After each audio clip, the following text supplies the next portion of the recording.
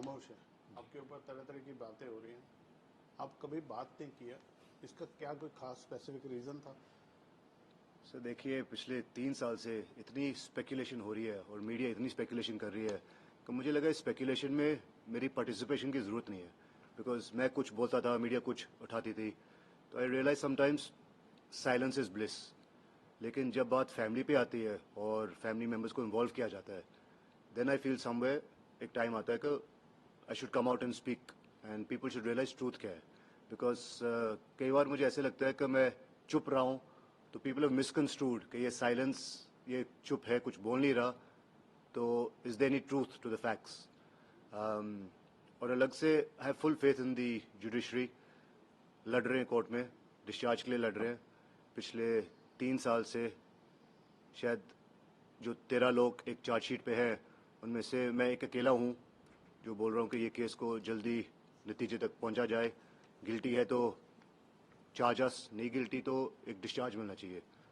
सो अगर 1% भी ट्रूथ होता मीडिया की स्पेकुलेशन में या किसी चीज़ को लेके, मैं डिस्चार्ज के लिए नहीं लड़ता।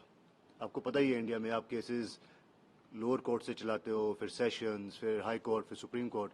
खींचने में तो मैं 25-50 साल खींच लूँगा, लेकिन आई वांट जस्टिस, और ये 3 साल से मैं इस जस्टिस के लिए लड़ रहा हूँ। मुंबई पुलिस ने आपके ऊपर एफआईआर की, आपको अरेस्ट भी किया था, जी बाद में उसमें जमानत मिल गई। जी। कितने दिन आप प्रिजन में रहे थे? मुझे 63 डेज रखा गया अंदर। और ये एक डिटेंशन सेंटर होता है। पहली बात तो सबको लगता है कि Arthur Road jail is the full and final jail. ये डिटेंशन सेंटर है जहाँ पे जब उनकी इंक्वायरी चल रही होती है, they need to make sure कि कुछ फैक्ट्स और विटनेसेस के साथ टैंपर ना किया जाए, तो दे कीप यू देयर। एक बार चार्जशीट सबमिट हो जाता है तो फिर then you can apply for your bail. तो आई थिंक इतना ही मेरे लिए कहना काफ़ी है कि जो बेल मुझे मिली, अगर आप बेल का ऑर्डर पढ़ते हो जिसमें किसी का एलिगेशन नहीं है मेरे ऊपर, तो वो समझ आ जाता है दैट आधी जीत तो उसी में थी। 63 डेज रखने के बाद बेल मिलना would have been impossible if there were any truth to the matter. So I thank the judiciary system.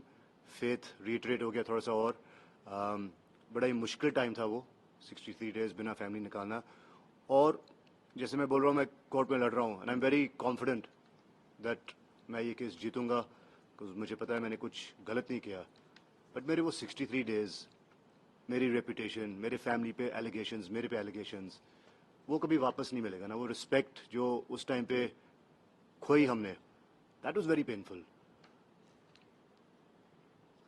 I don't know what to say. वो 63 डेज कभी वापस मिलने नहीं वाले and we have to keep fighting. But I am just hoping कि ये सब होने के बाद अगर जस्टिस इज सर्व्ड और ट्रूथ बाहर आता है तो I will be really happy. आपके ऊपर एक बहुत बड़ा गंभीर आरोप लगा, आपको पॉर्न वीडियो मेकर बोला गया, पॉर्न वीडियो किंग बोला गया। कितनी सच्चाई है, क्या इसकी हकीकत है? आज तक जिंदगी में I have not been part of any pornography, any production, nothing to do with porn at all.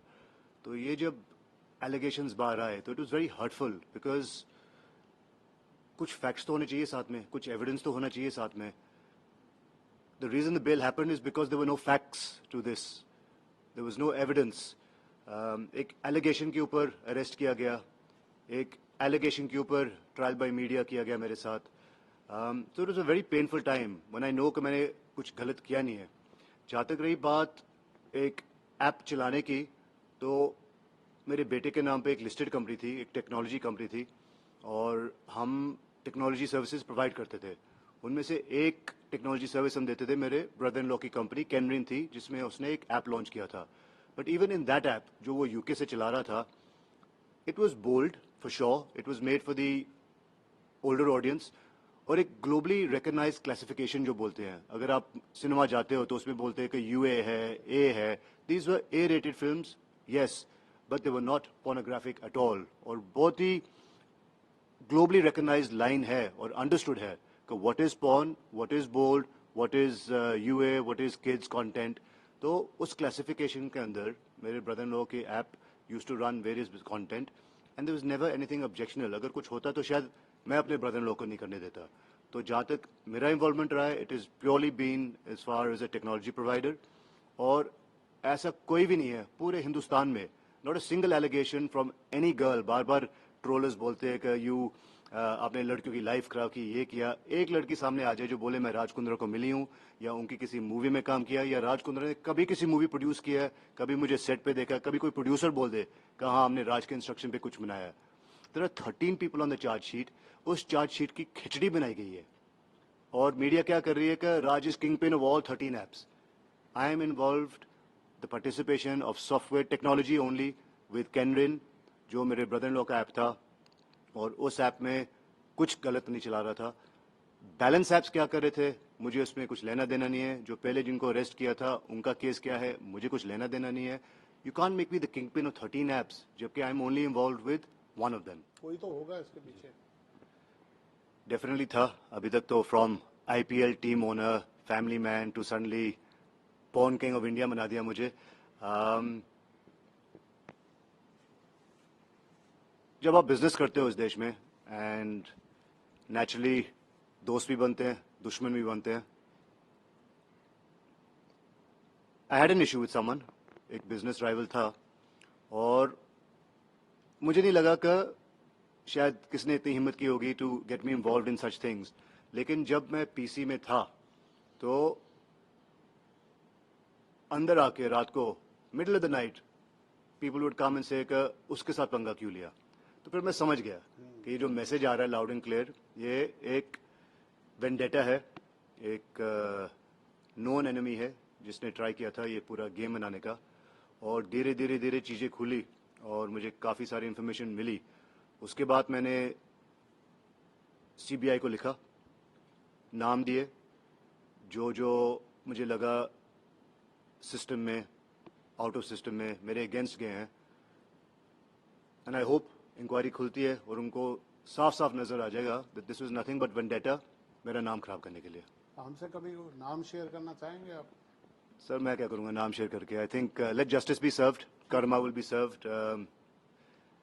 I was angry but I can't do anything about it, Karma will be served. आपकी प्रॉपर्टी शिल्पा जी की और आपकी शायद वो combined property, वो भी ED ने seize की थी, कुछ 98 करोड़ की प्रॉपर्टी, क्या स्टेटस है उसका अभी? सो पहली बात तो वो आप केस समझोगे तो यू विल ऑल्सो अंडरस्टैंड, और जो अटैचमेंट ऑर्डर भी लिखा आता है, you will see on the attachment order clearly उसमें लिखा है that we have no evidence of any funds going to Raj. ये केस क्या है, एक अमित भारद्वाज करके एक क्रिप्टो किंग था। जब मैं उसे मिला था 2017 में शायद, उसके ऊपर कोई एफआईआर नहीं था। एक रिस्पेक्टेड बिजनेसमैन था, आर्टिकल्स बड़े बड़े थे उसके ऊपर, बहुत सारा गूगल किया मैंने। तो मुझे वो बंदा इंटरेस्टिंग लगा। So when I met this person, उसको बिटकॉइन में काफ़ी सारा काम करना था, माइनिंग में। और मैं एक इजराइल में एक दोस्त को जानता था जो इस टेक्नोलॉजी में काफ़ी सारा एक्सपर्ट है। तो मैंने जब दोनों को मिलाया, अमित को ये बंदा बहुत समझ आया कि भाई टेक्नोलॉजी में ये है अच्छा और मैं इसके साथ करना चाहता हूँ। तो ही अग्रीड का मैं एक $5 मिलियन इन्वेस्ट करूंगा जिसमें $1 मिलियन साइनिंग होगी। और मेरा इसमें था कि अगर ये डील सक्सेसफुल हो जाती है तो 20% मेरा एक स्वेट इक्विटी था इंट्रोड्यूस करने का। Now remember this, British citizen, Dubai में मिला हूँ एक एनआरआई से, इजरायली पार्टी। तो पहली बात तो मुझे समझ ही नहीं आया कि ईडी का इन्वॉल्वमेंट कहाँ से आया इसमें। उसके बाद quantum of money received not to me directly to the introduction was $1 million. $1 million वो रेट पकड़ो, आज दुबई में मिला हूँ एक एनआरआई से, इजरायली पार्टी। तो पहली बात तो मुझे समझ ही नहीं आया कि ईडी का इन्वॉल्वमेंट कहाँ से आया इसमें। उसके बाद quantum of money received not to me directly to the introduction was $1 million. $1 million वो रेट पकड़ो, आज का रेट पकड़ो, 7 करोड़ से ऊपर का केस नहीं बनता। अगर कोई केस भी बनता है, उन्होंने पकड़ लिया बिटकॉइन वैल्यू। बिटकॉइन तो एक रिकॉग्नाइज करेंसी भी नहीं है पहली बात, और डील हुई है पेपर में $1 मिलियन की, वो अभी क्रिप्टो में भेजे, गोल्ड में भेजे, सिल्वर में भेजे, ये सारी चीजें हम लोग कोर्ट में लड़ेंगे। So it's not a problem. I went as a witness, मुझे बुलाया गया 6 साल बाद, सॉरी 6 साल पहले, दैट अमित भारद्वाज के साथ आपकी कोई डीलिंग थी, बता दो। 6 बार गया हूं सर, 6 बार जाके every summons I have been there, I have given them all the facts, और मुझे बोला गया 2018 में कि आप विटनेस हो, थैंक यू, आपने सारी इंफॉर्मेशन दी है, बस। कट टू 2024 में without intimation all my properties are attached, और ये बात मुझे समझ नहीं आई। And then when I went again, वापस मुझे बुलाया, अगेन सेम चीज 6 साल पहले पूछी, वही चीज सेम अभी पूछी. एंड हम लोग क्या कर सकते हैं अभी, अटैच्ड प्रॉपर्टी है, we have to go via the legal system. इसमें हाई कोर्ट का भी एक रिलीफ मिला, they try to do their own evictions and everything. So High Court, it reiterated my faith कि लीगल सिस्टम एक justice है, यहाँ पे जस्टिस मिल जाती है. And clearly they said that इसको आप पहले कोर्ट में लड़ो, प्रूव करो जो आप चीजें, एलिगेशन जो आप डाल रहे हो. सर, किसी के चेहरे पे नहीं लिखा जब आप किसी को मिलते हो कि फ्यूचर में जाके वो कुछ करने वाला है, कोई पॉन्जी स्कैम करेगा, इतने लोगों को लूटेगा. सो एक किसी को इंट्रोडक्शन देना और मुझे इसमें इन्वॉल्व करना का वो प्रोसीजर ऑफ क्राइम था. भाई उसने अगर कुछ किया है सालों बाद, मैं कोई जोशी नहीं हूँ, आई कांट से कह रहे ये बंदा आज अच्छा है बट 2-3 साल बाद क्राइम करेगा. The day I dealt with him, उस बंदे के ऊपर कोई एफआईआर नहीं था, क्लीन चिट था, और मैंने सिर्फ एक इंट्रोडक्शन दिया उसको, और वो इंट्रोडक्शन इतनी महंगी पड़ गई है दैट बिना मतलब my properties are attached. But again I have full faith in the judiciary. I know we will fight this in court और हम जीतेंगे इसको. ये आरोप लगता है जब एजेंसी आपको पूछताछ के लिए बुलाती हैं, समटाइम आप जाते हो, आप सहयोग करते हो या आप मेडिकल देते हो या आप एक्सक्यूजेज लेते हो, ऐसी भी बातें कही जाती है आपके साथ. मेरे ख्याल से अभी कभी ऐसे हुआ नहीं है कि मुझे एजेंसी ने बुलाया और मैं गया नहीं हूँ. 3 साल पहले जब सारे मुद्दे खुले थे तो उस टाइम पे I was there every time जब भी मुझे एक समन्स करके उन्होंने बुलाया.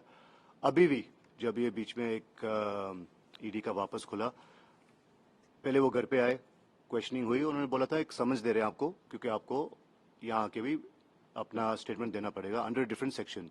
तो I said absolutely no issue. उन्हीं दिनों में मेरा एक क्रिकेट टूर्नामेंट चल रहा था लाइव ऑन टीवी, जहाँ पे आपको नजर भी आएगा कि मैं बॉलिंग कर रहा था और मेरे लेग में कुछ एक इंजरी आ गई और एसीएल मेरा डैमेज हो गया.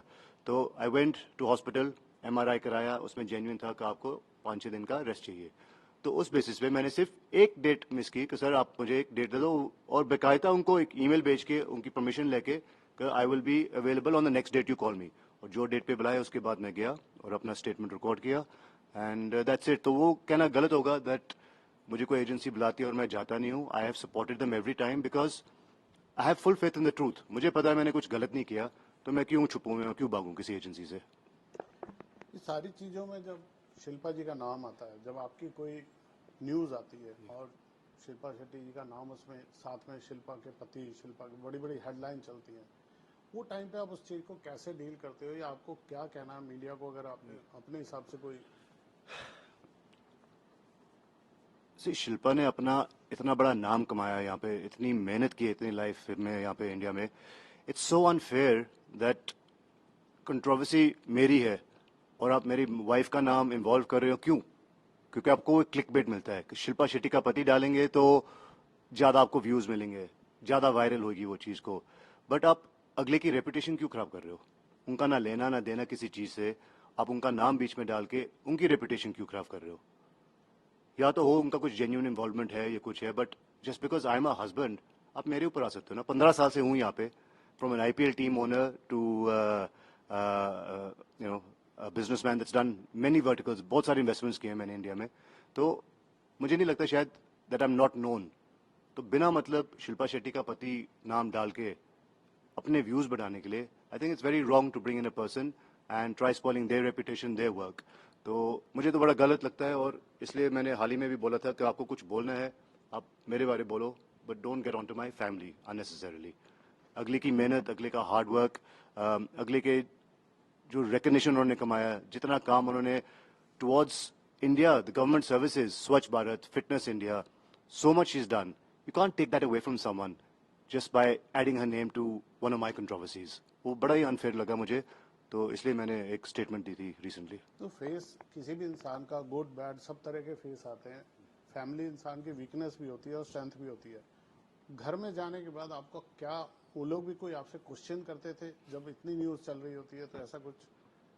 Naturally, sir, I mean, media is a very powerful tool and आप टीवी के सामने बैठे रहोगे, कई बार तो ऐसा हो चुका कि मैं टीवी के सामने बैठा हूँ, मेरा ही कुछ कंट्रोवर्सी आ रही है and I started believing it my self. तो अगर मैं खुद बिलीव कर रहा हूँ टीवी देख के, तो इमेजिन मेरे family, my wife, my mother in law, baseless allegations, not factual. आप बार बार उस चीज को दोहरा रहे हो और एक क्वेश्चन मार्क डाल देते हो. पब्लिक को नहीं पता वो क्वेश्चन मार्क क्या चीज है, बट आपने अपने आप को सेव कर लिया, लेकिन वो क्वेश्चन मार्क के चक्कर में वीव लॉस्ट आवर रेपुटेशन. तो it is disturbing. Luckily my wife is been very supportive. वो जानती है मुझे, शी नोज का राज क्या कर सकता है क्या नहीं कर सकता. She is been very supportive और बिल्कुल मेरे साथ खड़ी रही है. And family is also been very supportive because they know, जो मुझे जानता है उसको पता है that Raj is a family man. मेरा फैमिली के आउटसाइड में मेरा बहुत ही छोटा एक फ्रेंड सर्कल है. I am not a socialite, you won't find me at this parties. बड़ी सिंपल लाइफ हम लोग जीते हैं. And I just find it very insulting and humiliating that जो बंदा 2-3 साल से कुछ बोला नहीं, मीडिया ने उतना उसको हाइप कर दिया कि ट्रोलर्स भी पैदा हो गए, ट्रायल बाय मीडिया भी हो गया. मुझे इतना पेन ये केसेस को लेके नहीं हुआ और ये अपना लीगल सिस्टम में जाने से नहीं हुआ जितना ट्रायल बाय मीडिया ने मुझे अफेक्ट किया. मुझे मीडिया अपना काम कर रही है, रिपोर्टिंग जो जो न्यूज़ आती है they have to report it, but जो वो अननेसेसरली न्यूज़ को सेंसेशनलाइज करते हैं और ब्रेकिंग न्यूज़ बना देते हैं और फैक्ट चेक नहीं करते, उस चीज़ से थोड़ा सा मुझे दुख होता है. Otherwise I know they doing a job, उन्होंने सपोर्ट भी किया है जब जब मुझे ज़रूरत पड़ी है. But somewhere I felt a little let down because certain segments of the media, certain segments of the system, I felt I got failed. So the system didn't fail me. कई लोग उस system के अंदर they failed me. But जहाँ तक media की बात रही है, हमारा एक लव हिट रिलेशनशिप चलता रहेगा. But we can't live without each other and we need each other. बस यही है दैट फैक्ट्स आने चाहिए सामने और unnecessary hyping up something that's not true वो अवॉइड किया जा सकता है. मैं लास्ट में सिर्फ ये पूछना चाहता हूँ कि आपको क्या लगता है पर्सनली, आपके एडवोकेट्स बोलते हैं आप इन मुसीबतों से निकल पाएंगे, आप अपने आरोपों से बरी हो पाएंगे सिस्टम से? जी बिल्कुल 100%. आई have full faith in the judicial system है. अगर मुझे लगता है कि मैंने कुछ किया, आई know I am not guilty of anything, अगर मुझे लगता 1% भी, तो आपको लगता है कि मैं अपने डिस्चार्ज के लिए इतना हार्ड फाइट करता? 13 लोग हैं उस डिस्चार्ज, उस चार्ज शीट पे, किसी एक ने नहीं फाइल किया. सब बोल रहे कि इस केस को 20-25 साल खींचो. मैं ही एक हूँ जो पिछले 3 साल से दिन रात लड़ रहा हूँ लॉयर्स के साथ. हम लोग अपना खर्चा कर रहे हैं कि हमको अपना डिस्चार्ज चाहिए. We want to fight our case, present our case. लेकिन पिछले 3 साल में अनफॉर्चुनेटली जहाँ पे मेरा केस है उस कोर्ट में 3 बार जजेस बदल चुके हैं. But that is part of the system. एक तो इतने केसेस है इस देश में दैट इट टेक्स टाइम. तो I know with time sooner और later I will get it. But यही है कि ज़्यादा टाइम लग गया तो justice delayed is justice denied. तो आई होप वो जल्दी हो जाए और मुझे 20-25 साल ना वेट करना पड़े to get my clean chit. But I know I have done no wrong and the truth will be out soon. कुछ नहीं, बस प्लीज आप स्पेकुलेट मत करें कुछ भी. कुछ है, आई एम एक्सेसिबल, मेरी पीआर टीम एक्सेसिबल है. Check the facts, then go ahead and say what you have to. आप बिना मतलब एक एलिगेशन डाल के क्वेश्चन मार्क डाल दोगे और कुछ भी कैरी करोगे, I think that's wrong. If you think there's something, speak to my PR team, send a message directly to me, check the facts and carry the truth. That's all I request. Thank you sir, Thank you. बात करने के लिए बहुत शुक्रिया. Thank you so much, sir. Thank you.